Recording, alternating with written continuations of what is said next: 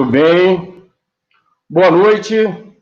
Nós estamos aqui em mais um programa Geringonça, a 7ª edição do programa Geringonça. Hoje vamos falar sobre o tema pandemia, educação popular e redes de solidariedade na Amazônia Paraense.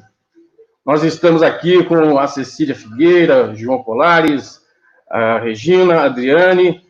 Eu vou primeiro apresentar aqui a nossa querida amiga Cecília Figueira, que vai fazer a mediação e apresentar aqui os nossos participantes. Boa noite, Cecília. A sua saudação e a sua apresentação aí dos nossos companheiros que estão aqui conosco nesta noite. Boa noite, pessoal. É com muita alegria que a gente está realizando esse evento.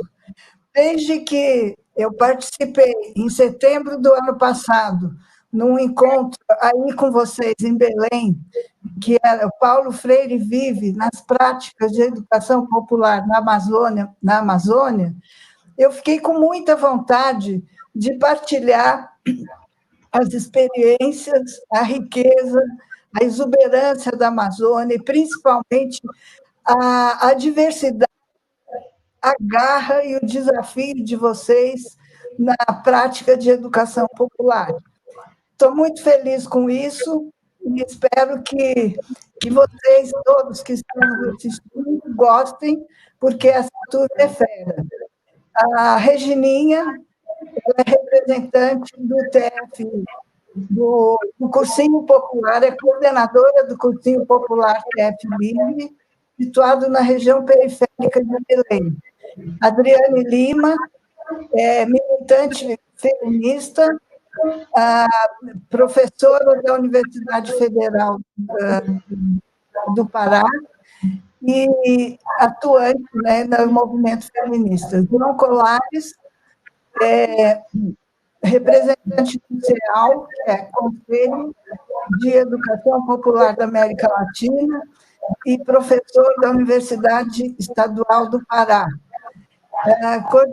O João coordena e articula vários movimentos de educação popular e sindicatos, universidades, nesse grande desafio que é a educação popular na Amazônia, cujas distâncias e realidades são muito diversas e dificuldades assim, extremamente diferentes daquelas que a gente vive. Espero que vocês aproveitem e passo a palavra. Nesse encontro, nós vamos ter um primeiro bloco em que cada um vai falar da sua área, situar um pouco a pandemia na Amazônia e, primeiro, situar isso e os principais desafios. Depois, no segundo bloco, nós vamos aprofundar as práticas de educação popular e as redes de solidariedade que se montaram para fazer frente à pandemia, rumo à construção de uma sociedade diferente, mais justa e digna para todos. Parabéns a todos e com a palavra, Regininha.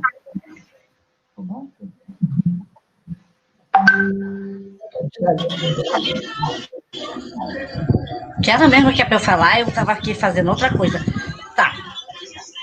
Bom, eu sou... Fala, João. Fala, João. A menina aparecendo. Ai, meu Deus. A calcinha aparecendo. Começa com você, Regininha, você é primeiro. Aí eu falo o quê? Você vai falar sobre a pandemia no território urbano de Belém, né, onde está situado o cursinho TF Livre. Ok. Belém, não sei se todo mundo sabe, mas Belém é uma capital com quase 1,5 milhão de habitantes.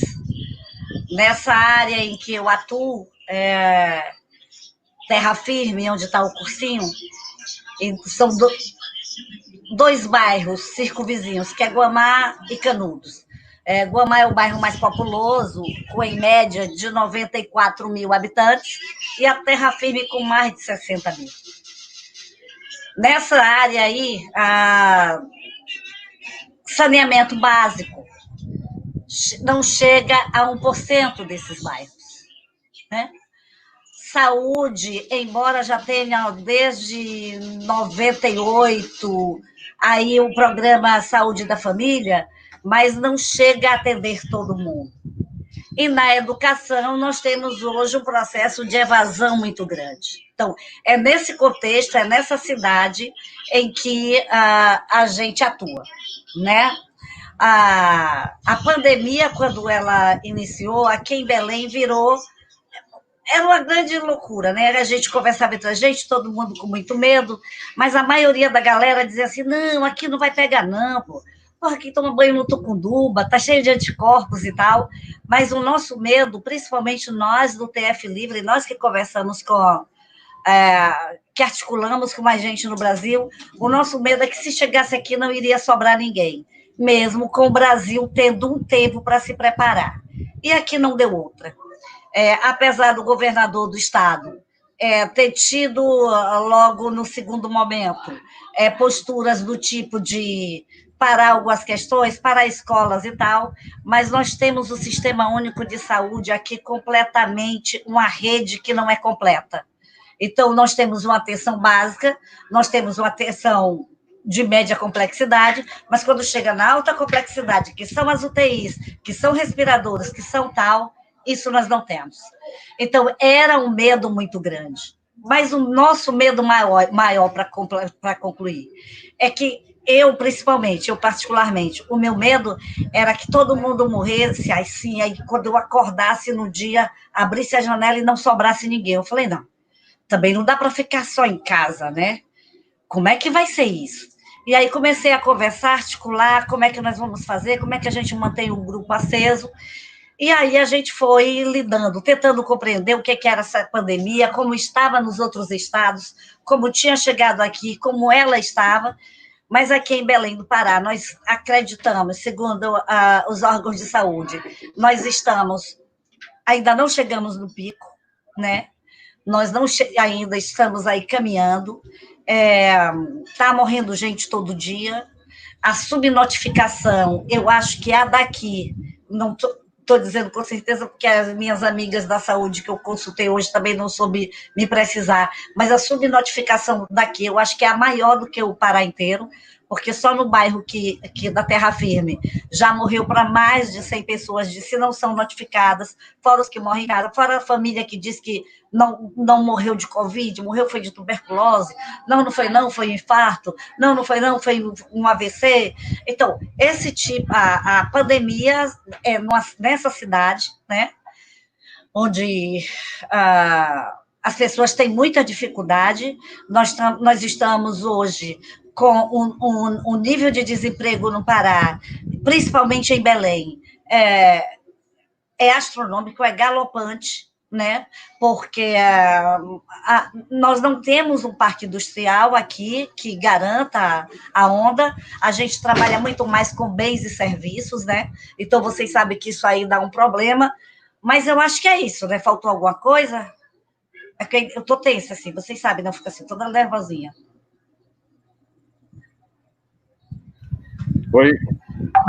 Foi ótimo, Ana Regina.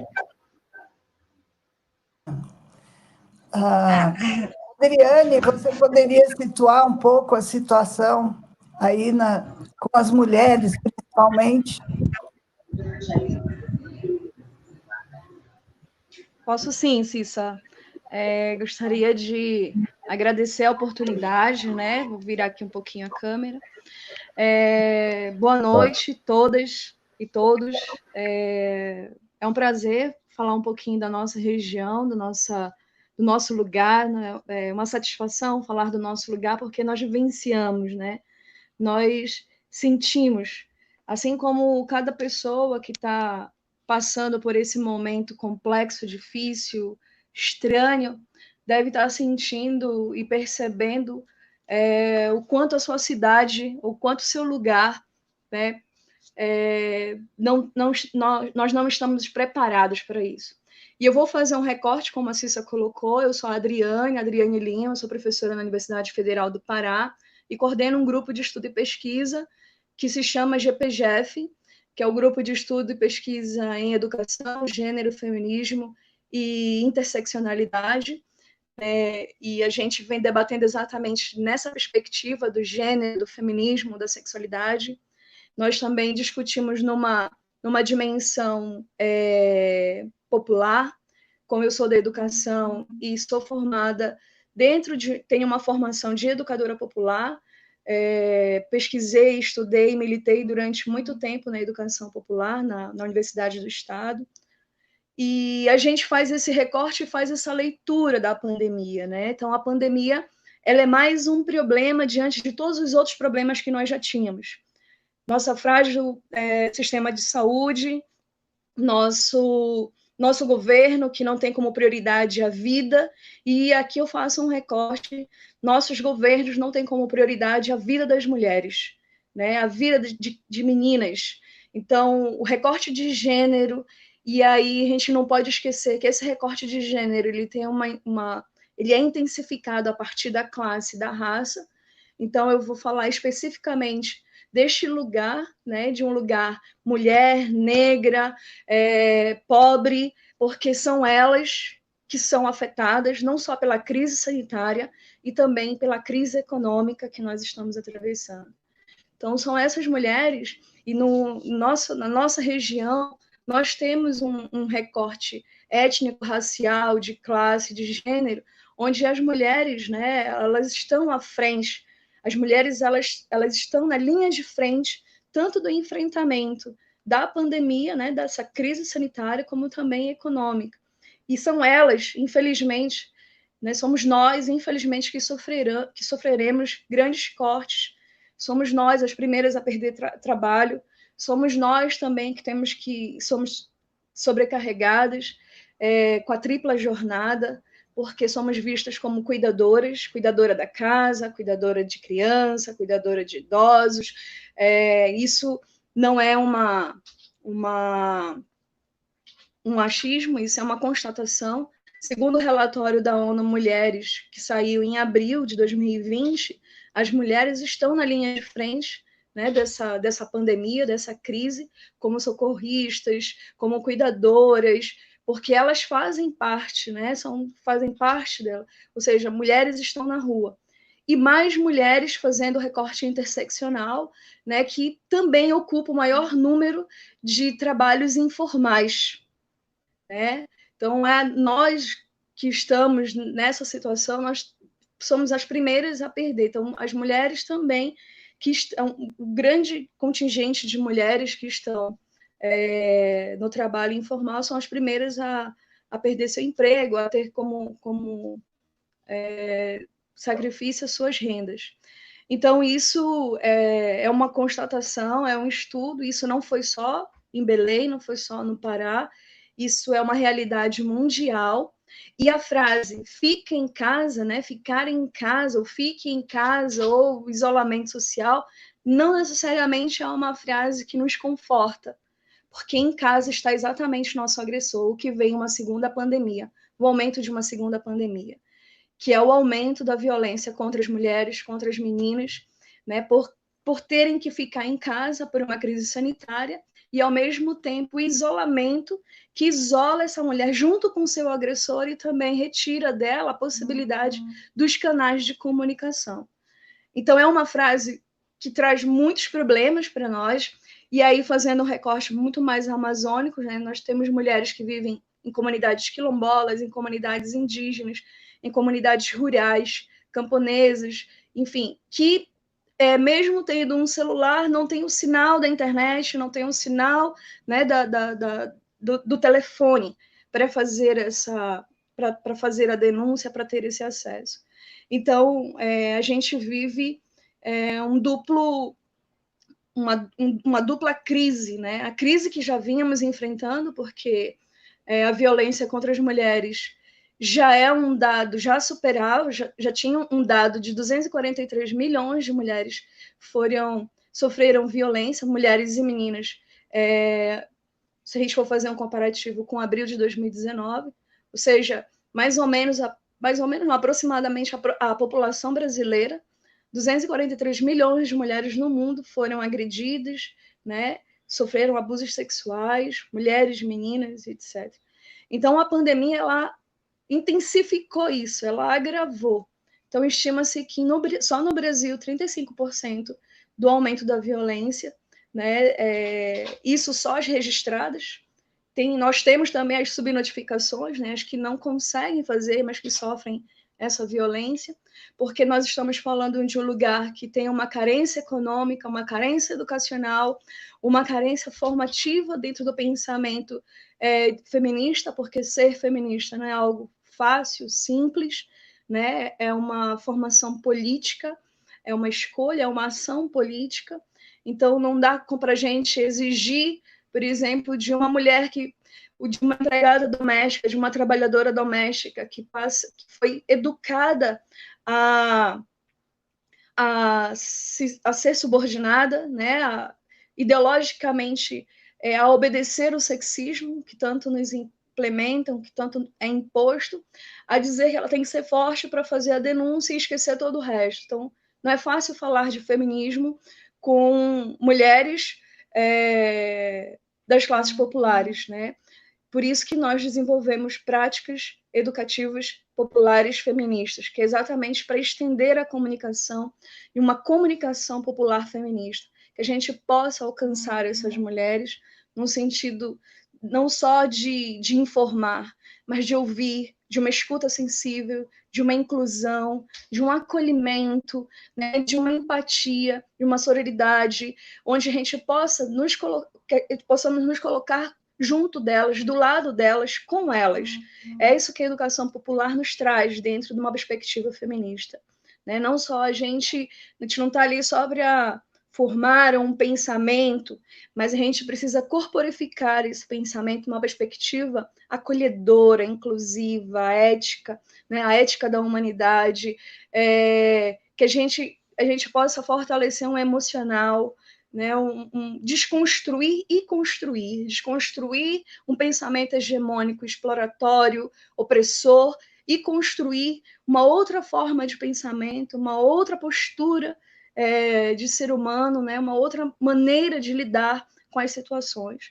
Então, as práticas populares feministas, práticas de educação popular feminista, ela vem exatamente nesse sentido, né, que a gente possa fazer essa escuta sensível, acolher, né, empoderar, né, respeitando o outro dentro das suas possibilidades, fazer o debate, produzir uma comunicação popular feminista que a gente possa construir, e é nesses princípios, nesses pontos chaves que as nossas ações durante a pandemia aqui na nossa região está pautada, que eu vou falar mais adiante. Obrigada, boa noite. Muito obrigada, Adriane. Sua fala foi muito importante. João, agora vamos passar a palavra ao João, né, que vai falar um pouco vai dar um panorama da pandemia, principalmente em relação às populações ribeirinhas, quilombolas, povos da floresta e indígenas que compõem a Amazônia paraense.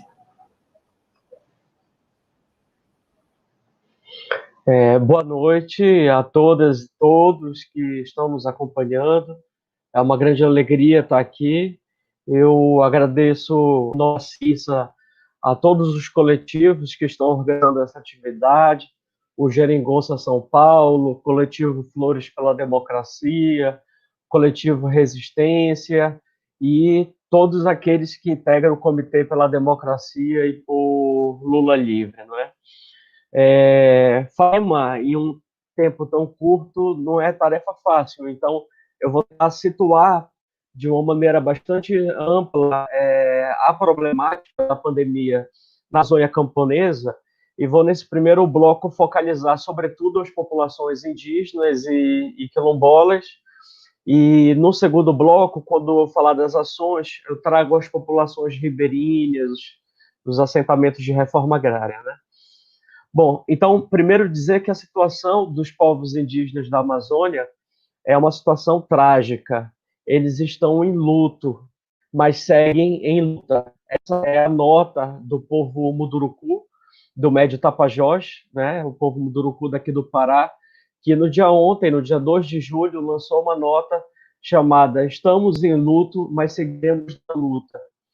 E essa nota, ela é uma decorrência da morte de vários parentes e da morte recente de um ancião da aldeia, chamado Amâncio Icon, e eu vou ler rapidamente alguns trechos da nota.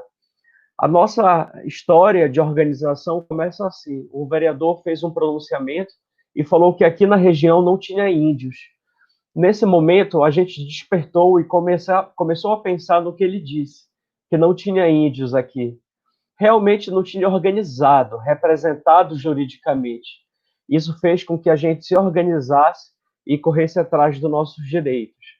Essa é uma fala do próprio Munduruku, Amâncio Icon, que faleceu recentemente, e o povo Munduruku está não só consternado, mas muito preocupado com a morte de outros parentes da comunidade. Não é? Quando a gente fala de morte de populações indígenas, a gente precisa trazer alguns elementos para debate. Primeiro que essas mortes elas não são de hoje, não é? O Brasil foi fundado sobre uma estrutura colonialista, racista, patriarcal, capitalista, que implementou uma política de morte genocida contra os povos indígenas. Esses povos têm resistido a todo tipo de violências, passando inclusive pelas epidemias, não é, dos brancos, e estão enfrentando mais uma vez a epidemia do coronavírus. Mas a gente é muito trágico, eu repito a palavra, porque quem estão morrendo tem pessoas de todas as idades, mas nós temos muitos anciãos e anciãs, né?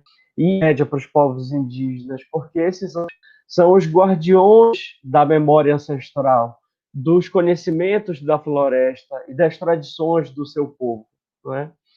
Então, é plenamente possível aqui, não dá tempo de aprofundar, mas a gente poderia perfeitamente trazer o conceito de necropolítica, não é, do Attila Mbembe, quando ele explica a noção de necropoder, põe em funcionamento uma formação específica de terror, né? Por meio dessa necropolítica se decide quem vive e quem morre. E as populações indígenas, como as quilombolas também, elas foram eleitas pelo governo de Jair Bolsonaro como populações que não são dignas de uma vida com seus plenos direitos. Não apenas os direitos humanos, mas também os direitos da natureza que não se separam. Um outro problema que a gente tem enfrentado em relação a diagnosticar a Covid entre as populações indígenas é o problema da subnotificação, que é, aliás, um problema geral no país, não é? Mas que fica bastante evidente entre os povos indígenas. Nós temos os dados oficiais, que são coletados pela SESAI, Secretaria Especial de Saúde Indígena. Esses dados, por exemplo, estão disponíveis na plataforma de monitoramento da situação indígena na pandemia do novo coronavírus no Brasil. Eu organizei alguns links que vão ficar aparecendo ou no final ou durante a minha apresentação. Mas a gente se choca com o abismo, o fosso que existe entre os números oficiais e os números que, por exemplo, as organizações indígenas apresentam para nós. Por exemplo, em dados de ontem, apareciam que apenas 59 óbitos haviam ocorrido, óbitos indígenas ele se choca profundamente com a realidade. A PIB, a Articulação dos Povos Indígenas do Brasil, apontou que nós temos, na verdade, 178 mortes devido à doença. Então, mais do que o dobro do que o apontado, né? Sendo que 111 mortos estão apenas no estado do Amazonas. Mas o Pará é também um dos estados mais afetados pela Covid, não é? dessa subnotificação é que, por exemplo, os indígenas que moram na cidade, eles não são considerados indígenas pelos órgãos de saúde que vão fazer o atendimento. Também, muitos indígenas precisam se deslocar de suas aldeias e ir até uma unidade de saúde na cidade mais próxima, e lá eles são cadastrados como não indígenas. Essa é uma denúncia que a APIB está fazendo. A Sônia Guajajara, ela diz muito enfaticamente que, para nós, o que acontece é uma negação de querer mostrar a situação real, e é um caso de racismo também, de racismo estrutural, racismo institucional do governo brasileiro. Tem uma tela com as mortes por Covid entre indígenas, comparando os dados da APIB e da CESAI. Eu vou citar só 2 números, que são os mais... são os 2 estados com o maior número de pessoas que vieram a óbito. O estado do Amazonas, para a CESAI, tem 33 óbitos e para a PIB, 111. E o estado do Pará, para a CESAI, apenas 8 óbitos e para a PIB, 29 óbitos, né? Sendo que esses óbitos eles também estão presentes em outros estados da federação, inclusive vários óbitos nem aparecem nos números da CESAI. Em relação às populações quilombolas, para ir fechando, também as organizações da sociedade civil estão fazendo esse acompanhamento, né? Eu cito aqui a estratégia da Coordenação Nacional de Articulação das Comunidades Negras Rurais Quilombolas, CONQ, não é? Tem site que eu também estou indicando, tem perfil no Facebook, no YouTube, e o boletim epidemiológico de ontem, em quilombos do Brasil por coronavírus, indicam também 53 mortes. É um número significativo, né? Vários estados estão com óbitos: o Amapá, Bahia, Goiás, Maranhão, Pará, Pernambuco, Rio de Janeiro, Ceará, Amazonas e Espírito Santo, e tantos outros estados com casos confirmados. Em relação a essa distribuição dos óbitos por estado, infelizmente, o estado do Pará ele aparece em primeiro lugar, com 18 óbitos de quilombolas registrados em diferentes comunidades do nosso território. E, para finalizar esse primeiro bloco, queria só dizer que, enquanto o mercado e os governos acionam essas necropolíticas, essas políticas de morte, há todo um outro setor da sociedade que afirma o paradigma da vida, da soberania alimentar, da agroecologia e da solidariedade de classe. E eu vou finalizar citando um exemplo que vem do campo e que me dá muito orgulho. Eu estou até com a camisa hoje do MST, que me foi presenteada por esses dias pela companheira Carla e pelo companheiro Paulinho, do assentamento Mártires de Abril, em Mosqueiro, em Belém.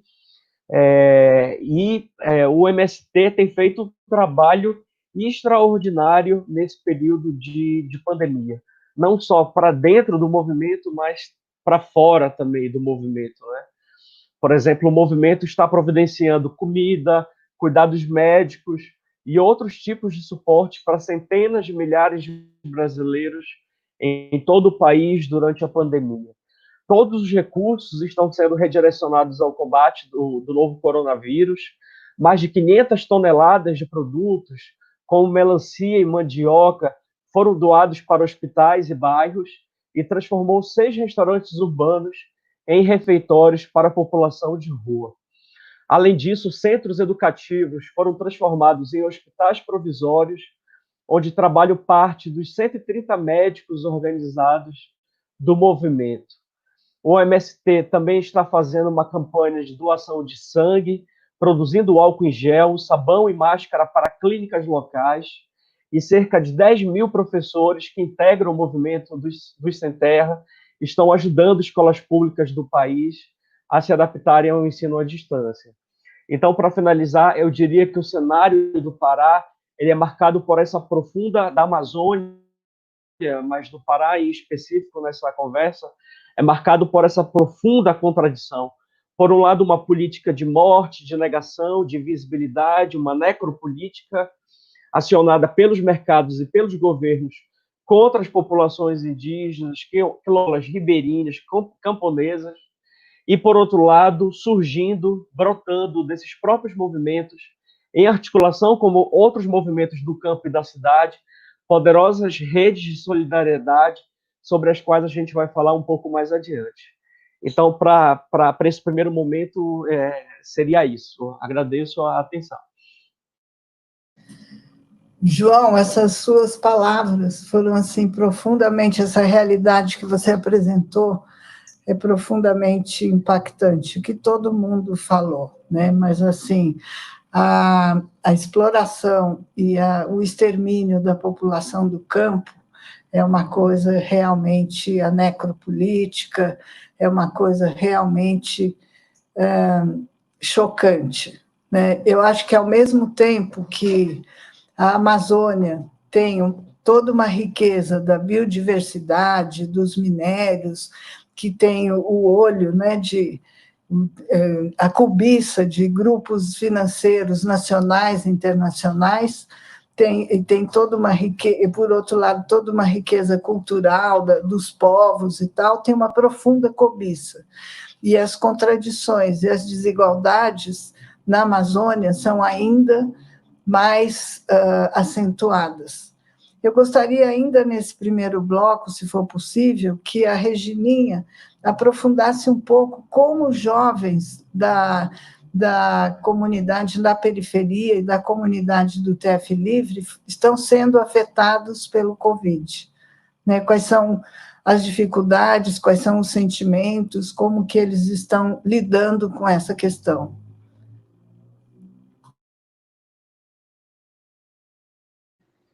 É que eu esqueço o troço de ligar o troço, é o negócio. E eu esqueci antes de dizer também que eu agradeço muito, foi muito legal esse negócio aqui, eu não gosto muito, mas tá legal, e que vocês são show. Mas, assim, Cissa, quando começou, eu senti que eles ficaram um pouco legais, assim, eles gostaram do processo, né? Não sei o que é ficar em casa e tal. Mas quando eles se deram conta do que era isso, e aí nós inventamos, a ideia foi do João Malcher. João Malcher é um dos que ajuda a coordenar lá, professor de matemática, menininho. E ele disse, não, a gente pode fazer, a gente é contra a educação à distância, certo? Não acreditamos nisso. Ninguém substitui o professor em sala. Porém, a gente achou que os professores poderiam interagir neles numa sala de aula virtual. Só que nós nos demos conta que eles não tinham equipamento, os alunos, e nem os profs, porque os profs usavam os computadores das universidades, né? Porque os nossos profs são das universidades públicas, ou EPO federal. A lógica lá é quem ensina aprende, quem aprende ensina. Então, a gente se deu conta primeiro que a gente não ia dar isso. Então, nós pegamos o próprio WhatsApp e ficamos trabalhando. Então, no primeiro momento, nós nos deparamos com 3 situações muito complicadas. A primeira é que a maioria das mães eram diaristas e que trabalhavam na casa das pessoas, e as pessoas não iam poder pagá-las se elas ficassem em casa, pagassem trabalhar, e que os pais eram vendedores ambulantes. Então, pirou o cabeção da galera, que eles, porra, mas vamos passar fome, né? A gente não sabe como a gente vai comer, isso era o que eles diziam. Depois, houve um outro problema, que era a história de dizer o seguinte, mas aí nós vamos, eu senti uma febre, mas nós vamos no posto e a gente vai se contaminar, como é que é? E depois começou a pirar o cabeção, porque eles não tinham mais o que fazer. O que é ficar em casa? Essa área de Belém que a gente mora, toda a área de bairros que não chamam de periféricos, mas os bairros mais pobres de Belém, as construções ainda são horizontais, porque são terras públicas ainda, certo? Então, ainda não veio a história dos arranha-céus. Então, nessas áreas ainda, as moradias são muito precárias. Então, por exemplo, tem muito 4x8, 3x10, que ali moram brincando 10, 15 pessoas. E que ali eles vivem, convivem com tudo, né?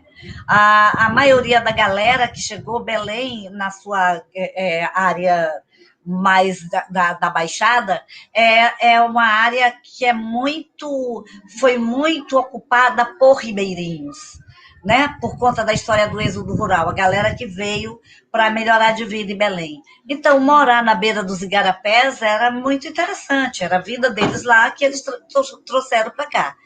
Então, são moradias muito complicadas, que através do tempo, nós tivemos aí um bom tempo aí, da galerinha que passou a ter, né, no bairro da Terra Firme, uma bolsa escola de um salário mínimo durante o tempo. Então, essas pessoas organizaram suas casas, eram 2.500 famílias que recebiam isso, né? Então, é de 2.500 de 2 em 2 anos. Então, teve isso. Teve também depois o processo de governo Lula e governo Dilma, mas tudo isso, o que rolou na cabeça da molecadinha, eles viraram consumidores, né? Então, eles têm muita preocupação com o celular, com o meu, com o que eu quero, com o que eu vou ter, né? E a gente aqui está discutindo uma outra história com eles, né? No momento da pandemia, como é que a gente se solidariza, né?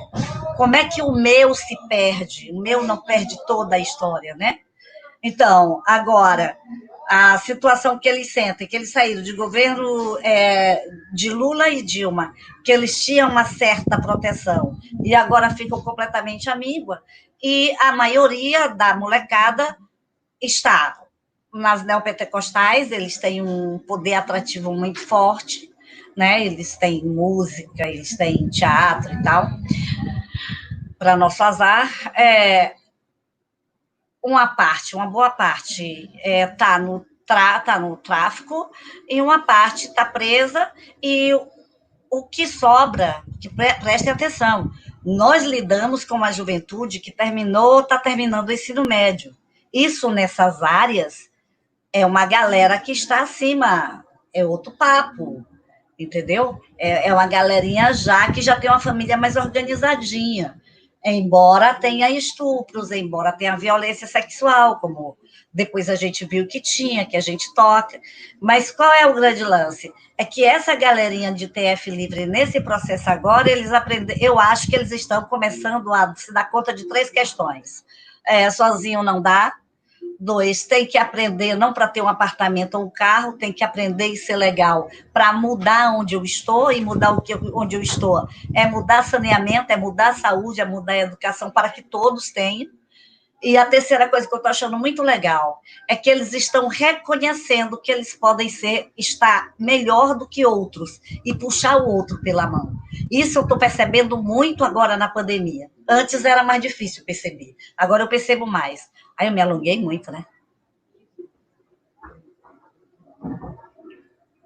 Essa fala foi super importante, para situar, né, a questão da problemática dos jovens e como eles estão mudando de consciência a partir do processo educativo de vocês, de consciência de si e da realidade. Gente, eu queria agora, vamos passar para o segundo bloco, em que eu gostaria que vocês falassem como se estruturaram as redes de solidariedade, né, na perspectiva da educação libertadora nos locais em que vocês atuam. Não sei se alguém quer falar primeiro. Adriane? Eu posso. Tu vai, Adriane, ou eu? Por mim, eu estou no pique. Tanto faz. Se quiser falar, pode falar, Reginha. Depois eu falo. Não. Essa parte é uma parte muito... para mim, é muito cara. Essa área que eu estou falando, para vocês terem noção, tem estudos de Hermínia Maricato por essa área. Essa área eram bairros, um distrito chamado D'Água, que tem o bairro do Guamá, Canudos, Terra Firme. Foram bairros que se montaram, se organizaram em áreas que eram da Universidade Federal do Pará, que eram áreas para fins educacionais. As famílias que grilaram terra há muito tempo eram donas disso. E aí foram morrendo e tal, e doaram para a Universidade Federal do Pará. Galera ocupou, e aí o que fazer? No primeiro governo de Lula, o movimento Motuate, o movimento de titulação e urbanização da área de Tucunduba, fez o memorial, e Lula pediu para que o Congresso, e ele sancionou, que essas terras passassem de fins educacionais para fins sociais. No governo de Admilson Rodrigues, a gente tentou fazer um processo de titulação, mas é muito complicado, não conseguimos, e essas áreas agora, ela é titulada para e para, devagarzinho, né? Tem uma companheira que é a nossa parceira, que também é do Bem Marronzinho, que está lidando com isso agora, que é a companheira Miriam Cardoso. Mas a regularização fundiária está se dando, né? E que estamos discutindo, inclusive, que não é mais a propriedade privada, a casa para eles, né? Mas usar a cidade, aquele terreno como usufruto, mas não ser seu para, sei lá, é uma coisa do bem comum, né? Da cidade do bem viver. Mas é uma história que está rolando lá. Mas então, estou falando isso para dizer que essa área não era uma área qualquer. Por exemplo, a gente sabe para quem vai, quem é que está precisando e do que é que aquela família está precisando, né? Então, nós não fazemos caridade, né? O povinho está ali com fome, tadinho, vamos fazer uma cesta ou qualquer cesta. Nós não fazemos isso. Isso aí eu me negaria a fazer, né? Acho que lá, na época de Betinho, nem na época de Betinho, lá da história lá, do Movimento Cidadania, eu me prestei, né? Então, o que é que nós fizemos? Quando a gente se deu conta que a galera tinha essa situação, isso muito mais a gente se deu por uma caloura nossa, que tinha passado, e disse que a mãe dela era diarista, não sabia como ia fazer, então nós chamamos os amigos. Nós somos uma galerinha que, bom, eu vivo em Belém já faz um tempo, né? Então, a gente conhece muita gente. Então, a gente fez, primeiro, levantar quem de fato precisava. Aí que eu quero pegar um negócio. Quem é que de fato precisa? Qual é o tamanho disso? E precisa do quê? Aí levantamos. 2, como é que a gente vai manter isso? É só uma vez ou não?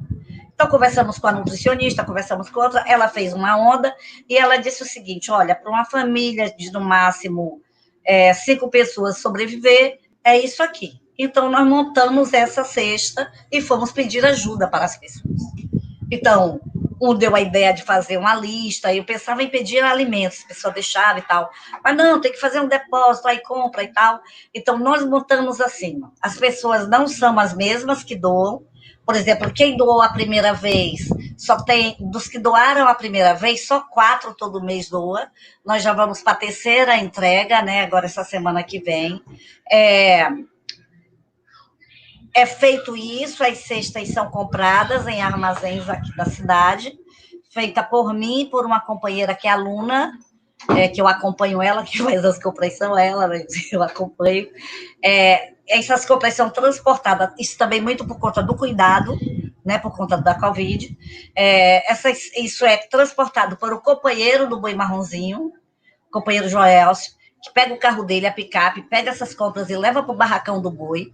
Lá nós estamos com professoras e alunos e as meninas da Copé Firme, que montam essas cestas, e essas cestas são entregues. A primeira vez foi entregue de casa em casa, ficamos com muito medo, aí voltamos, foi entregue e tal, mas como é que a gente monta isso? São 18 dias de campanha de pedindo apoio, e quando chega nos últimos dias, assim, eu fico com dor na coluna, né? Porque eu fico pensando, não vai dar para comprar, não deu. Aí a gente vai para os amigos mais pesados, né?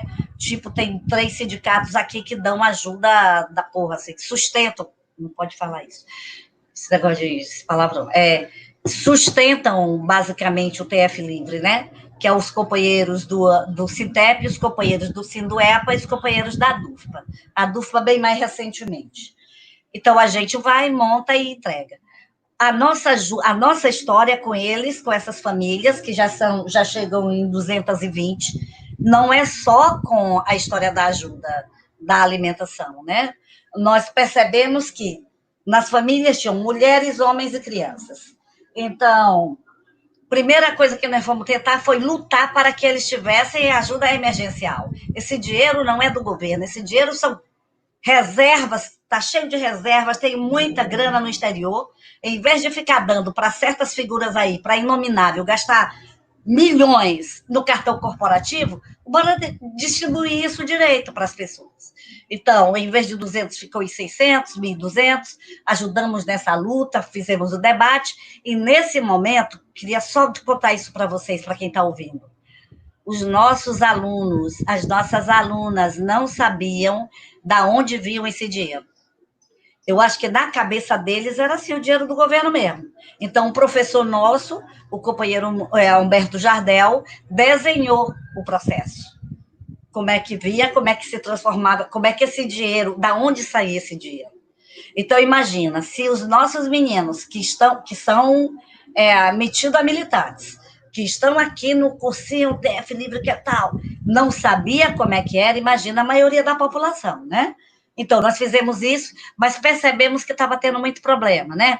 O pai dentro de casa já era com mais confusão, e bate, e agride a mãe, e já vai beber, e já estupra e tal.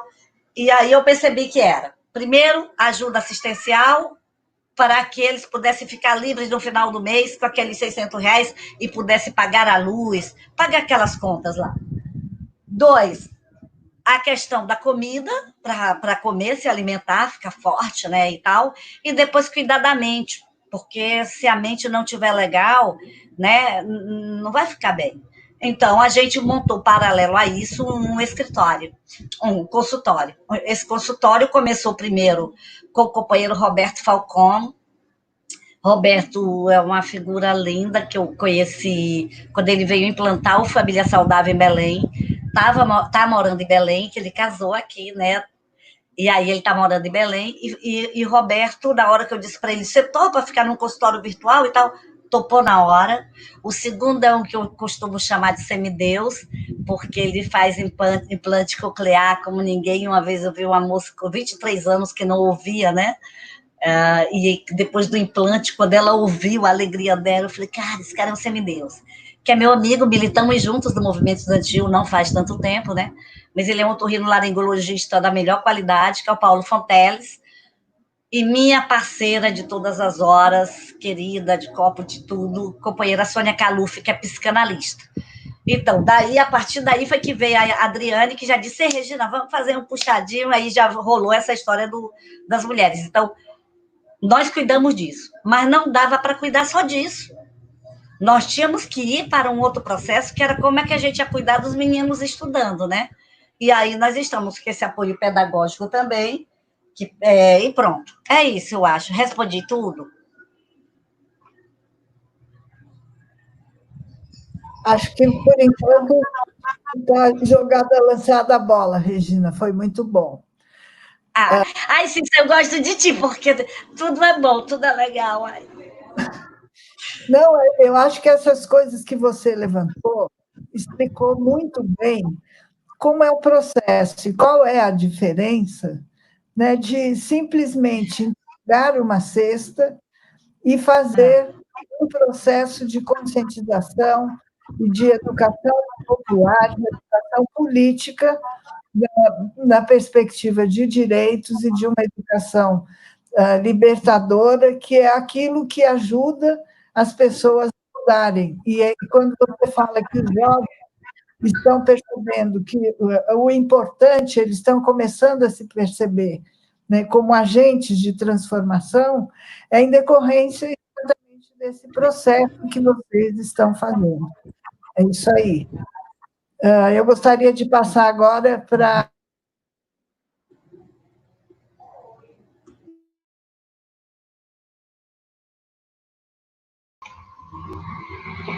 Eu acho que o seu microfone foi cortado. Desculpa, vou passar para a Adriane, para que ela conte um pouco como estão sendo os processos da rede de solidariedade com as mulheres nos diferentes territórios aí em Belém. Legal, vou pegar aí já um pouco do que a Regininha já falou, né? É importante a gente ressaltar que a solidariedade é uma solidariedade de classe, de gênero, de raças, né? Então, é uma solidariedade interseccionalizada e que tem um horizonte transformador. Por isso que não é, eu acho muito interessante quando a Reginha pontua, não é caridade, né? E a importância da gente conhecer as necessidades dos nossos, né? Dos territórios onde nós estamos, da conversa, de ouvir as pessoas dos territórios, de conversar, de construir essa empatia, né? Dessa proximidade, dessa escuta, né? Escutar o outro, da escuta sensível e de acolher isso e contribuir para essa construção solidária, transformadora, como o João vai destacar aí do Padre Bruno, né? Que é o lema da campanha de Emaús. A gente está muito em volta desse lema, porque é muito recente a perda do Padre Bruno, e é uma pessoa muito importante para nós da educação popular, né, da militância do legado de Paulo Freire e também dos direitos humanos. Então, assim, junto que a Reginha já destacou, a gente, junto com o Cursinho Popular TF Livre, que é o da Terra Firme, vendo todas essas necessidades, a Regininha captando todas essas necessidades, a gente está em processo de construção de um espaço de mulheres, né? Que é um espaço exatamente acolhedor, porque a Regininha, como representante desse território da Terra Firme, né, como moradora, como militante, como uma pessoa que conhece as famílias, eu e mais duas companheiras, né, que é uma psicóloga, a Maria Lucielino, e a Sônia Caluf, como a Regininha já destacou, nós pensamos num espaço que estivesse mais próximo dessas mulheres, né, das classes populares. A gente tem um conhecimento dos números, né, de contato 180, a Universidade Federal do Pará, ela disponibiliza de um atendimento psicológico para as mulheres, outras universidades também aqui no estado, desse atendimento psicológico, só que a gente sabe que às vezes não é, mas tem isso aqui, mas tem esse serviço aqui, não é só ter o serviço, é exatamente a comunicação popular feminista que fortalece essa mulher, né, que está em sofrimento, que está em sofrimento emocional, que está em sofrimento de vida, que está em sofrimento no seu ser, na sua formação, essa primeira escuta de ajudá-la a tomar uma decisão. A decisão é dela, né? Mas o apoio, acolher, nós fazemos isso. Então, essa é uma perspectiva que a gente chama de espaço de mulheres, né? Que tem que é o puxadinho que a Regininha falou. É o nosso puxadinho junto com o consultório virtual para fazer essa acolhida dessas mulheres, porque é um espaço que está no centro da Terra Firme e os bairros adjacentes, Guamá, Jurunas, que, como ela falou, é um distrito d'água. Por quê? Porque é formado ali próximo ao rio Guamá, né, que é o rio que banha a Universidade Federal do Pará. Então, são espaços que estão próximos a esse rio, que é o rio Guamá, por isso que é chamado distrito d'água. Nós fazemos também, dentro da rede de solidariedade, várias companheiras, vários coletivos feministas, o coletivo de mulheres em movimento de Ananindeua é uma grande parceira nossa, desenvolve, que é um outro território, um município próximo de Belém, né? Desenvolve ações solidárias, transformadoras, de formação, de debates online, e que tem relacionado às problemáticas que a Ananindeua vive, né? Que a cidade, o município de Ananindeua vive. Então, o coletivo de mulheres de Ananindeua em Movimento, ela é um grande coletivo parceiro nosso e que está também na construção dessa prática educativa popular feminista. Nós desenvolvemos também uma ação com outras redes conectadas da Amazônia, com o MST, né, principalmente com as organizações femininas e feministas, com o MMC, que é o Movimento de Mulheres Camponesas, para a gente construir debates online e visibilizar as vozes do campo e da periferia, né? E esse é o nosso debate que vai acontecer no próximo dia 10 de junho, como essas organizações estão enfrentando a pandemia, como essas mulheres estão vivenciando e enfrentando também, né, essa crise sanitária que está nos sendo tão custosa. Nós temos também uma outra ação que é uma ação que a nossa parceria com o curso de psicologia da UFPA e com um grupo de pesquisa Inquietações, que a gente desenvolve debate, porque assim, nós somos grupos, né, que dialogamos com os coletivos, que formamos movimentos e também fazemos formações políticas dentro de uma perspectiva feminista popular. E a gente, claro, desenvolve as lives, né? E dentro da página do Instagram Feminismo e Psicologia, é semanal os debates por diversas temáticas sobre maternidade, sobre amores, né, sobre sexualidade, tudo isso, como está tudo isso dentro desse contexto que hoje nós estamos.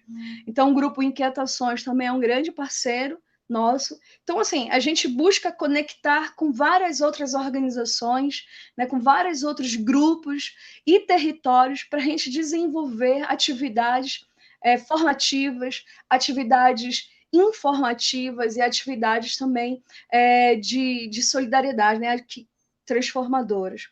E nesse conjunto de grupos, né, apareceu agora aí o Espaço de Mulheres, que eu acabei de falar, que é a parceria Terra Firme, CEAL e o GPGF, o grupo que eu coordeno. Com todas essas parcerias, a gente está construindo a Frente Feminista do Pará, junto com a Frente Feminista do Pará, com vários outros coletivos. É um encontro de educação popular feminista da Amazônia, né, que é um encontro exatamente para a gente visibilizar as construções e as práticas corporificadas e educativas por mulheres, por diversas identidades femininas, né? Então, é importante trabalhar em rede com as pessoas, porque você não constrói um discurso do vazio, né? Você constrói esse princípio do discurso a partir da sua vivência, da sua existência, da necessidade, né? Trazemos a importância da praxe, relacionar discursos e práticas, vivenciar, mas para além disso, trazer esse debate para a nossa formação humana também. Nós não só ensinamos, nós aprendemos e muito. E a educação popular, com essas redes de solidariedade que a pandemia nos trouxe, né, que a velocidade que a tecnologia nos proporciona e, ao mesmo tempo, o sufocamento desse espaço doméstico, né, nos proporcionou nos conectar com diversas organizações, com diversos coletivos, conhecer, visibilizar, né, esses territórios que constroem essa luta. Então, assim, a educação popular é essa dinâmica, né, essa dinâmica, esse movimento, né? Então, é uma rede em movimento. A educação popular nos proporciona exatamente nos reinventar sempre, né? Não é algo que está estagnado, parado, ou que possa ser feito de alguma maneira, de uma única maneira. Ao contrário, é algo que pode ser reinventado sempre. E por isso que nós temos o filtro, né, de fazer a leitura da Amazônia a partir desse filtro que é a educação popular, dessas práticas, e compreender essas relações solidárias do mais simples possível. E as comunidades populares, né, dentro dos seus territórios, quilombolas, das comunidades populares pobres da nossa região, elas ainda oferecem esse sentimento muito mais fincado na formação humana, da solidariedade, da coletividade, né, de estar junto, de ajudar, de tirar, às vezes, do seu corpo para dar para o outro, para estar com o outro. Então, esse sentimento a gente precisa potencializar. Um sentimento que vai de encontro a uma concepção hegemônica desse sistema perverso, desse governo perverso que nós estamos vivenciando, um governo fascista, né, misógino, racista e assassino, porque o número de mortes hoje que o Brasil registra é um número extremamente assustador, porque nós não tivemos um plano de combate à pandemia, nós não temos uma política pública contra a violência, né, que atinge as mulheres hoje. Nós estamos num governo bolsonarista extremamente violento e assassino, e que assassina mulheres. Né? A morte de mulheres, o assassinato de mulheres cresce desde 2019 Isso é um acompanhamento que nós fazemos, isso só vem se agravando pelas retiradas das políticas que tinham e pela falta, né, de outras políticas necessárias, que fortaleçam a Lei Maria da Penha, que fortaleçam o feminicídio. Então, assim, viver essa rede de solidariedade dentro de uma perspectiva da educação popular, ela fortalece nossa esperança. Né? Nós chamamos dentro da educação popular, dentro do CEAL, dentro da nosso Conselho de Educação Popular da América Latina e do Caribe, precisamos potencializar o verbo esperançar. Esperançar para que a gente continue fazendo esse mundo ser um mundo, né, a sociedade ser um mundo melhor para os nossos filhos, para os nossos netos, para outras pessoas que estão por vir. Então, esperançar é o verbo que eu gostaria de potencializar aqui. Esperançar diante dessa crise sanitária, esperançar diante desse governo fascista, esperançar diante da crise econômica, esperançar diante dos nossos desesperos. Então, era esse meu recado, minha contribuição.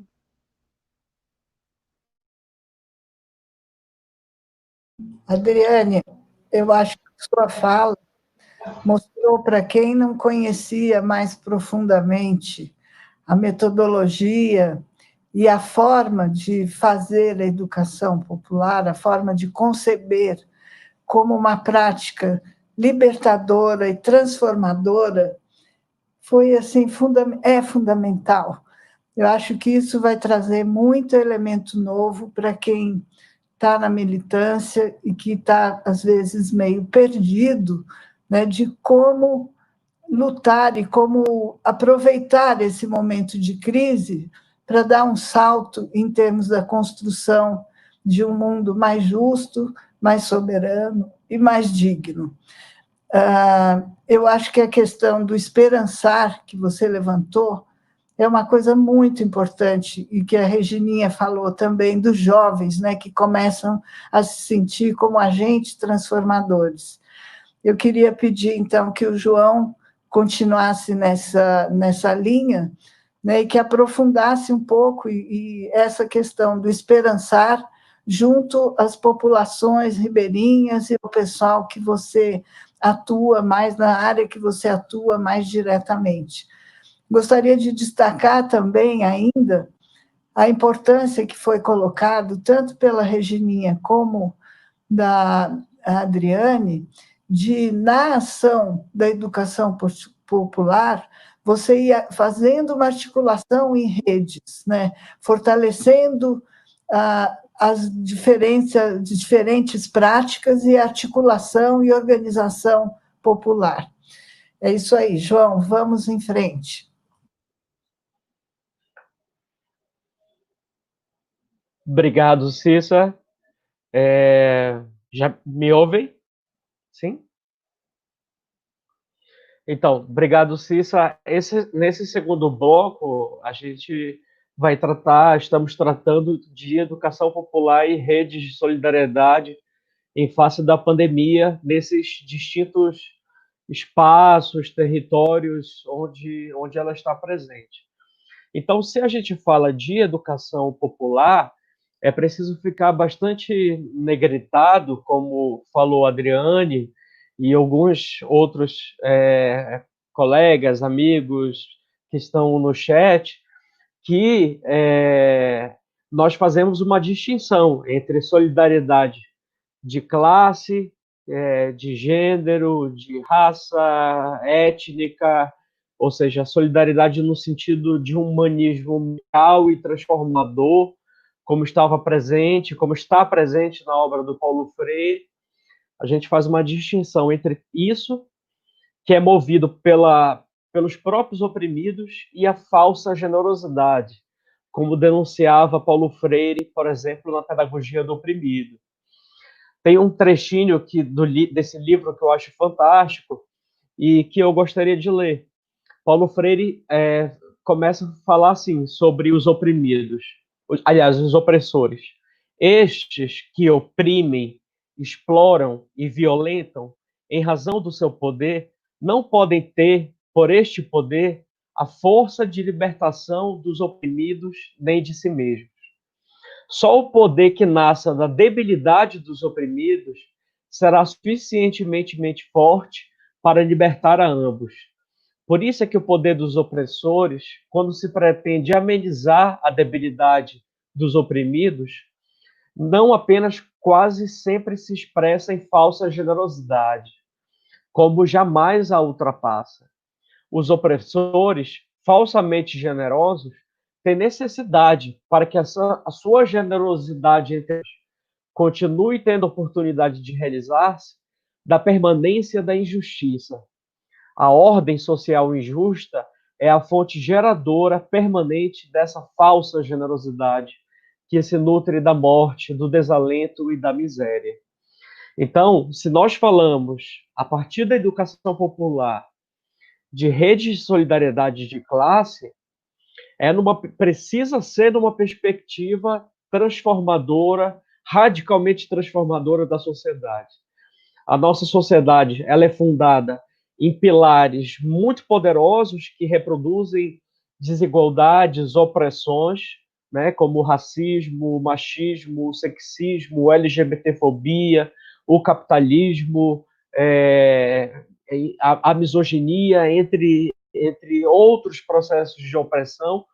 E não dá para esperar que quem se beneficia desses processos de opressão sejam os agentes dessa generosidade. Isso seria uma falsa generosidade, porque a falsa generosidade, por Paulo Freire, ela deseja, na verdade, a manutenção da realidade. E, de vez em quando, as mãos elas se estendem na forma de súplicas, doando algumas migalhas, mas mantendo a pobreza, mantendo a exploração. Quando nós falamos de educação popular e redes de solidariedade, é para fazer um enfrentamento a essa ordem social injusta, violenta, que agride as classes populares e a tantos outros setores subalternizados socialmente e historicamente. Em relação, com base nessa concepção, em relação às ações que nós temos desenvolvido, vale dizer que elas não são ações individuais, embora, evidentemente, existam algumas ações assim. Vez ou outra a gente recebe o chamado de um colega de um movimento, de um amigo, de um parceiro, de uma companheira, de um coletivo pedindo uma doação, mas a gente procura fazer esse trabalho realmente em rede. Por isso o nome, Redes de Solidariedade. E aqui no Pará, em Belém especialmente, e alguns municípios, nós temos construído essa rede através de 3 grandes mecanismos. Um primeiro mecanismo é o da articulação de entidades e movimentos que estão vinculados à campanha latino-americana e caribenha em defesa do legado de Paulo Freire. Nós fizemos em setembro, a Cissa fez referência no início, ao lançamento da campanha aqui na Amazônia. Outros lançamentos ocorreram em outras regiões do país e em outros países, não é? Nesse momento, nós apresentamos também na UEPA o título de doutor honoris causa ao Paulo Freire. Segundo a Anita Freire, não é? Ela diz que a UEPA foi a primeira universidade, depois dessa onda bolsonarista, a enfrentar esse racismo epistêmico que está presente nas universidades e a homenagear o Paulo Freire. Então, temos um conjunto de entidades vinculadas a essa campanha. Todos nós que estamos aqui nessa live, entre muitas outras organizações, estamos vinculados a essa campanha. Também, essas redes têm se construído através de entidades e coletivos que participam do movimento de educação popular do Estado do Pará, que veio se constituindo ao longo do ano passado, na perspectiva de aproximar e fortalecer, né, a união dos coletivos, dos movimentos que trabalham com a educação popular. E, por fim, relacionados aos aspectos anteriores, entidades que promovem o curso de formação de educadoras e educadores populares das Amazônias, em diferentes territórios, como periferias urbanas e áreas camponesas, né? Esse é um curso de formação política, voltado para educadoras e educadores populares das Amazônias. Nós iniciamos no ano passado, esse ano demos sequência, mas tivemos que interromper por conta da pandemia, e estamos em um processo agora de articulação da formação política por meio das próprias ações de solidariedade. Vale lembrar que na educação popular não existe um momento conscientizador desvinculado de um momento de luta política, não é? A gente se conscientiza no próprio engajamento social, então participar dessas ações de solidariedade contribui para a construção dessa solidariedade social, dessa solidariedade de classe, e através dessas articulações que nós temos feito, eu vou citar algumas poucas iniciativas que mobilizamos muitas outras, mas pelo tempo eu vou citar algumas poucas iniciativas. Uma, logo no início de abril, no final de abril, foi a campanha Todos pelo Povo Tembé. O povo Tembé Teneterrara, ele está distribuído entre o estado do Pará e do Maranhão, e nós recebemos no nosso movimento de educação popular uma denúncia e um pedido, um apelo, na verdade, do cacique Marquês Tembé Lira, de uma das aldeias de Tomé-Açu, informando que a Covid já havia chegado na aldeia e já havia levado um ancião, uma pessoa, à morte, não é? E que eles estavam muito preocupados com problemas de caçar e pescar, porque suas terras foram invadidas, então não podiam extrair da mãe natureza seus próprios alimentos, muito dependentes de doações de cestas básicas, não é? Então nós fizemos dois movimentos. O primeiro movimento foi instar o poder público a agir, e nós tivemos algum sucesso nesse sentido. Lançamos a campanha e 2 dias depois, ou menos, a FUNAI, o Exército, o governo do Estado, já estavam lá nas aldeias do povo Tembé, distribuindo cestas básicas e kits de higiene. E conseguimos também fazer uma espécie de vaquinha virtual, arrecadando junto a sindicatos, movimentos sociais e pessoas individuais doações para essa campanha Todos pelos Tembé. Inclusive, essa campanha segue em aberta, em algum momento vai aparecer o card, e vocês podem ajudar a essas famílias que estão necessitando profundamente de alimentos, de solidariedade de classe, solidariedade étnica, solidariedade racial, de gênero, e de kits de higiene, de apoio educacional, médico. Porque também eles precisam se deslocar, como eu disse antes, de suas aldeias para ir para as cidades, e com isso eles acabam se expondo ainda mais ao coronavírus, né? Então essa foi uma ação que nós desenvolvemos. Eu queria citar uma ação local do MST. Eu falei das ações do MST em âmbito geral, mas aqui no Pará também nós temos várias ações de solidariedade. Não dá para ser todas, então eu vou citar apenas uma, que é uma ação do assentamento Martires de Abril, que fica na Ilha de Mosqueiro, é um distrito de Belém, e eles estão, por exemplo, vendendo produtos da terra Moqueio Tupinambá. Eles organizam um paneiro cabano com alimentos produzidos através da agroecologia, sem veneno, e estão fazendo entregas quinzenais, não é?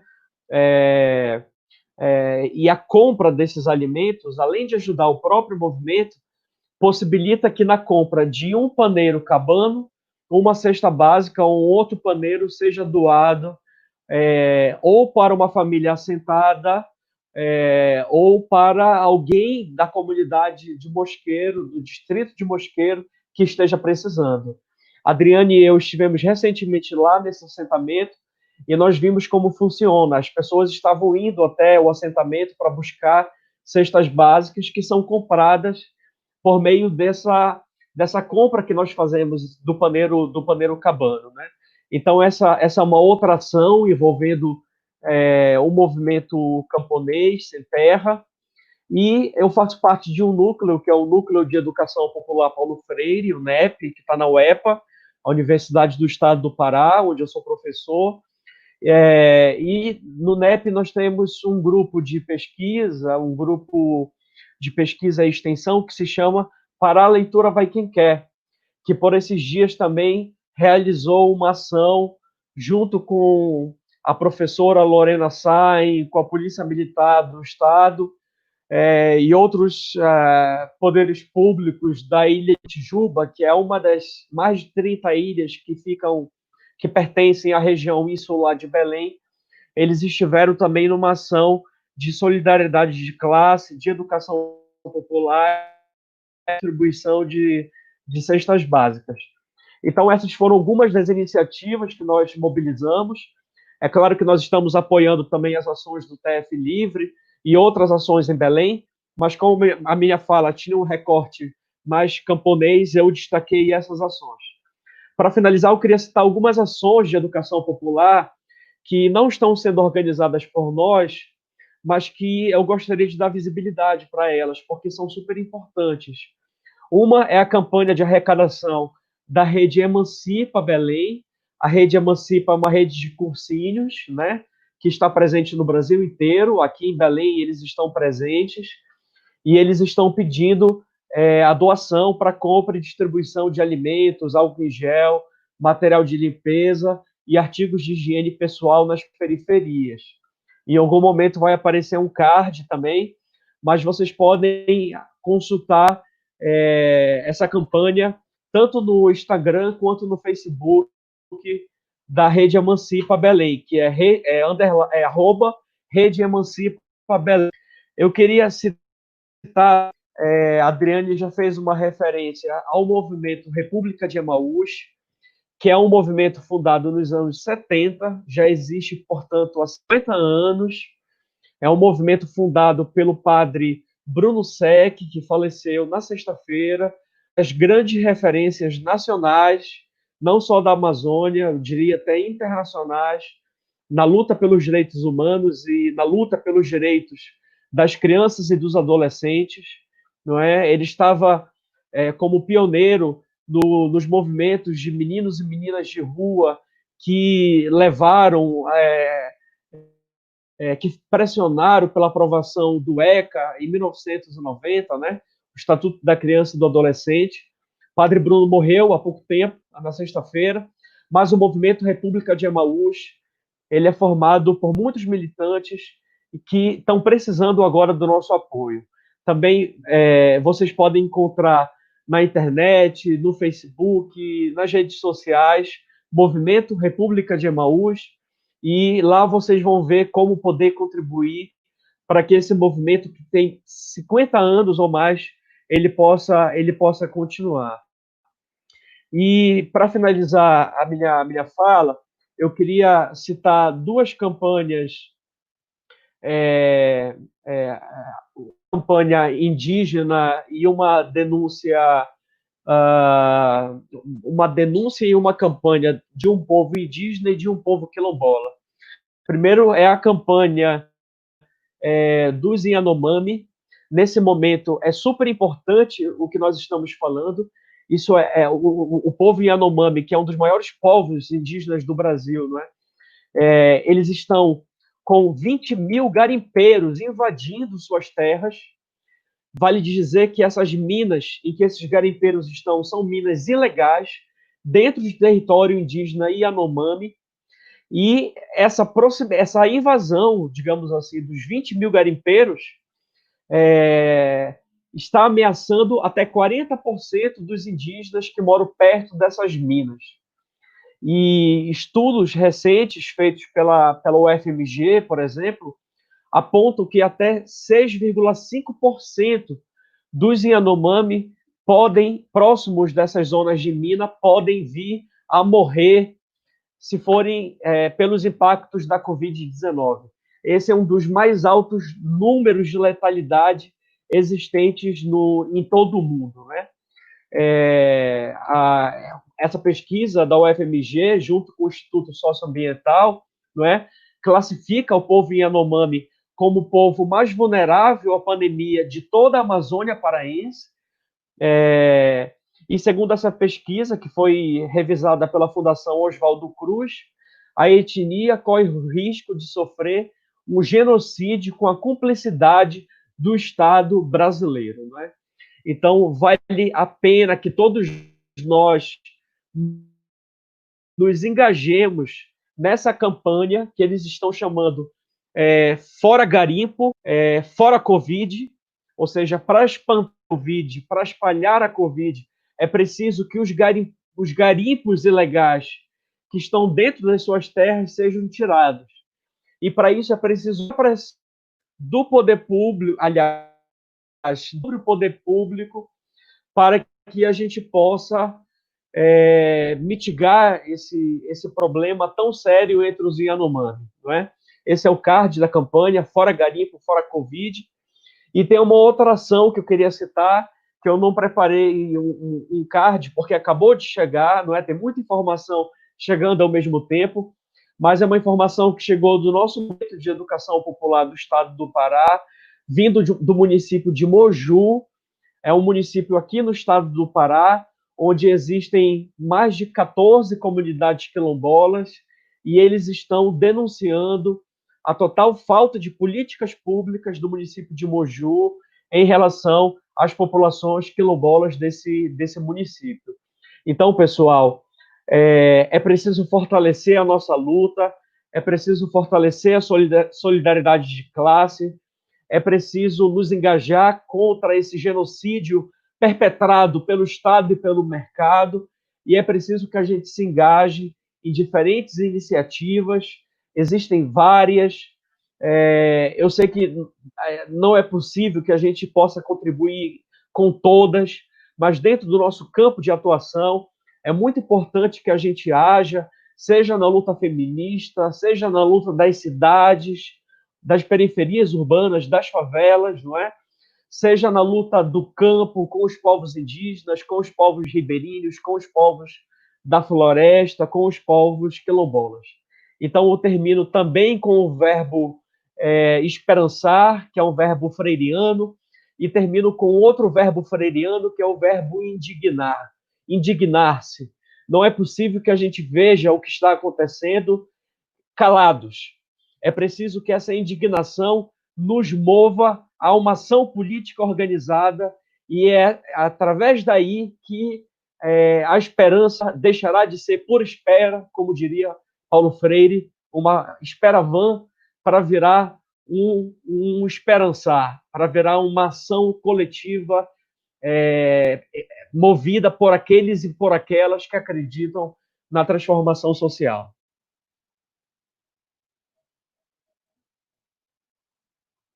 Então, todo o conjunto dessas ações que vocês colocaram, né, e da realidade da Amazônia, das ações que vocês colocaram em redes de solidariedade, são profundamente impactantes. Ao mesmo tempo que elas mostram uma realidade muito cruel, né, vocês trazem uma mensagem de um testemunho de militância, um testemunho de esperança que nos move, que nos faz indignar para tentar transformar.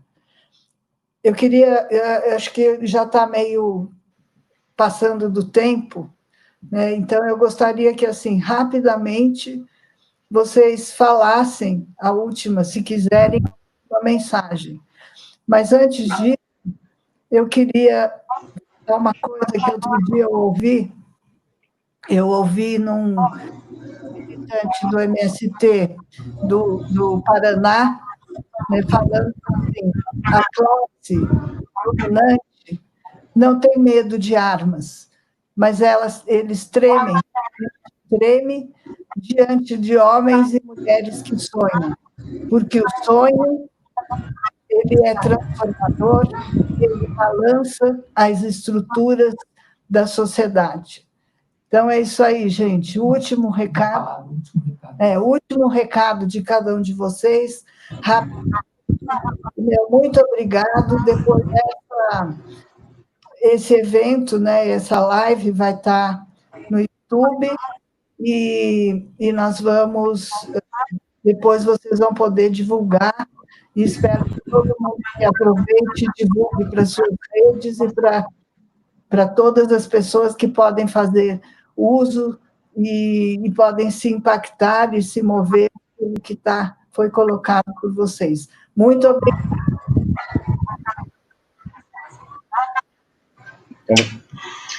Ai, Cissa, maravilha.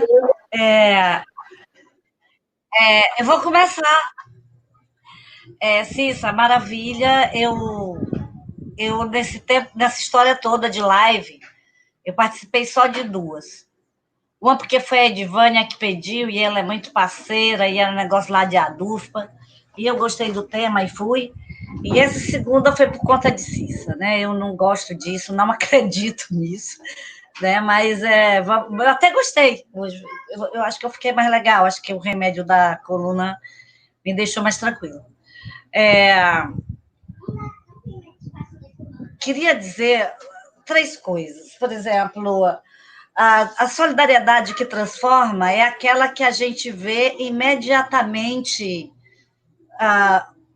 nas pessoas a coisa rolando, né? E nesse momento da pandemia, eu quero dizer que a primeira coisa que me moveu foi o medo mesmo de ficar só eu no mundo e não ter mais ninguém. Então, eu digo, vai morrer todo mundo, cacete. Então, peraí, vamos ver se pelo menos a gente salva alguns, né?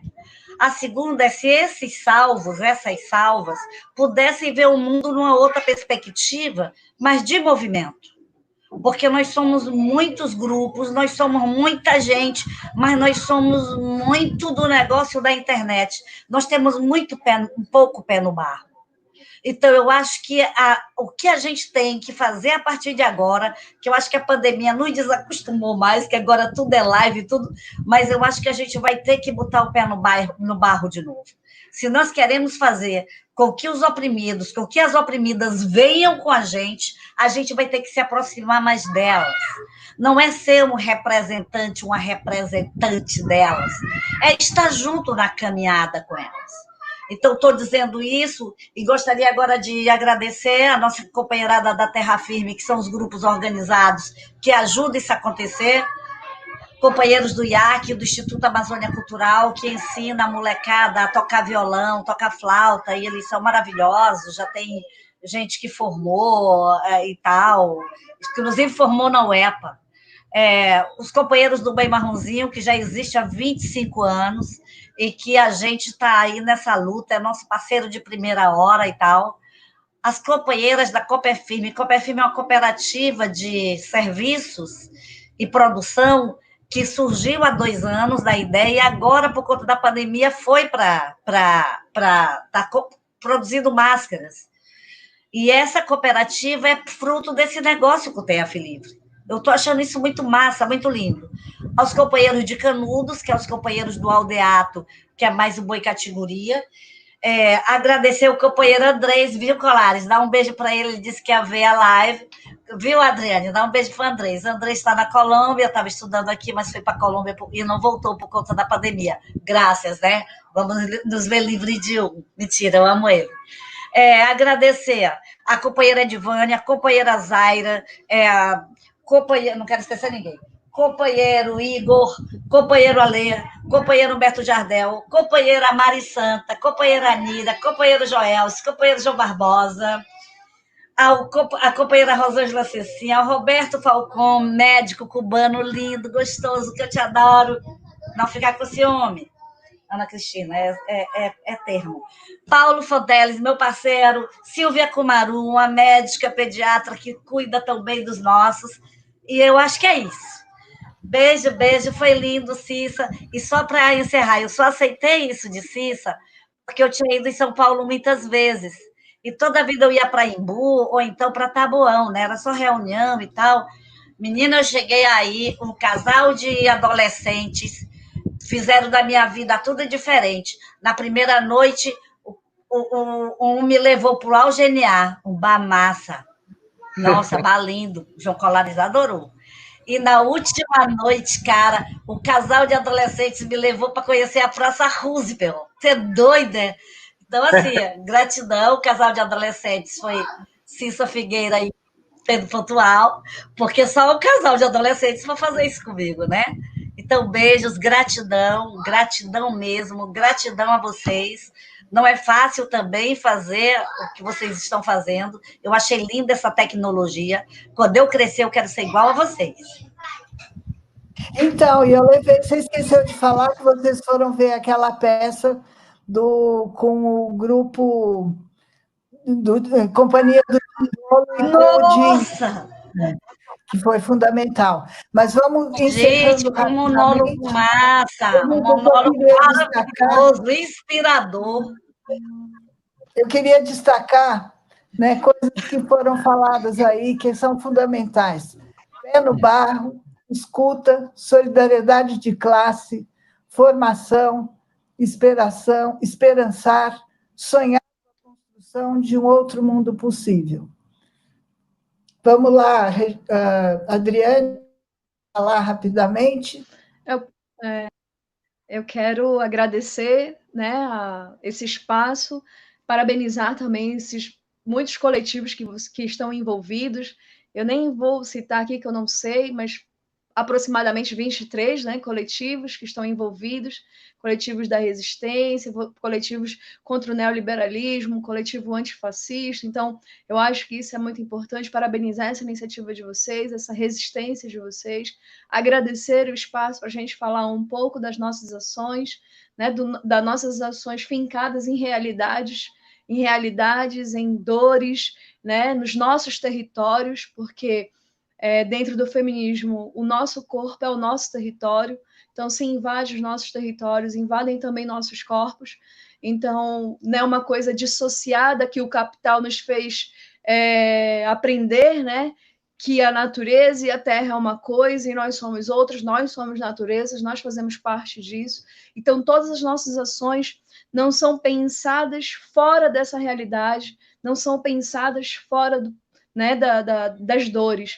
Muito pelo contrário, como a Regininha colocou, são fincadas no chão, são fincadas na cultura das comunidades que nós trabalhamos, dos territórios, com muito respeito, com muita solidariedade transformadora, tolerância, né, uma tolerância freiriana, na construção de autonomias, de resistências, né, isso tudo embrincado, tudo isso banhado de muito esperançar, muito sonhar. Porque a Amazônia é isso, ela tem cheiro, ela tem gosto, ela tem toque, ela tem afago, ela tem aconchego. Nós não somos fora disso, nós somos isso, né? Somos gente. E a gentificação, como já dizia Freire, ela é necessária nesse momento. Então, só agradecer, muito obrigada e sigamos na luta. Juntos, né? De mãos dadas. Isso aí, Adriane. João, você quer falar a última palavra aí? E vamos encerrando. Depois eu não sei se... Certo. O Pedro está perto de você, Cícera? João, agora menos, né, João? Porra, tu fala muito. Mentira. Eu queria citar 3 ideias do Pedro Pontual. O Pedro tem desenvolvido análises muito aprofundadas sobre formação política a partir da educação popular. E tem um texto dele que tem 10 ou 12 pontos que são desafios para a formação política. Eu queria destacar 3 que me parecem muito importantes e que têm a ver com esse nosso debate. O primeiro é como furamos a bolha, né? A Regininha traz esse debate, a Adriane traz esse debate, não é? Ou seja, é muito importante que nós criemos espaços entre nós para nos formar, né, para fortalecer a nossa solidariedade, mas é muito importante que a gente consiga se conectar com as classes populares, usando as diferentes linguagens e sintaxes que as classes populares utilizam para significar o mundo. Esse é um desafio que o Pedro coloca.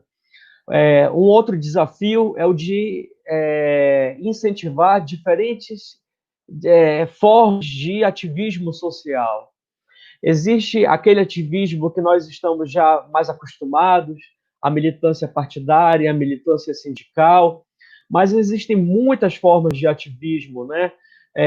Que nós estamos aprendendo com os jovens, com os adolescentes, com as crianças, com os diversos movimentos sociais, e que passa também pelas tecnologias. Então, ao mesmo tempo que eu acho que é preciso, estou com a Regina, ao mesmo tempo que eu acho que a gente precisa ir com tudo para o trabalho de base, fazer forma política, também entendo que os espaços digitais, as mídias digitais, são um espaço muito importante para a gente fazer esse debate, pelo que eu agradeço o convite de todos os coletivos que estão nessa organização, não apenas as pessoas que estão aparecendo na tela, mas também é um conjunto de homens e mulheres lutadoras que estão aqui nos bastidores, que está viabilizando esse nosso momento. E a terceira ideia que o Pedro coloca, dentro das 10 ou 12 ideias, é que essa formação política ela tem que se dar com cultura, com arte e com alegria. Não adianta a gente ser sisudo ao tentar conquistar corações, não é? É preciso que a gente deixe que a alma fale. É preciso deixar as emoções transbordarem. Não tem problema a gente se emocionar, é preciso se emocionar. Eu acho que nesse momento que nós estamos vivendo, que é um momento de pandemia, de tanta dor, eu, por exemplo, perdi o pai no dia 25 de abril, tantas pessoas perderam parentes, perderam amigos, não tem como não se emocionar. A gente precisa se emocionar. Então, essa militância tem que ser uma militância com emoção, tem que ser uma militância com engajamento, uma militância com coração.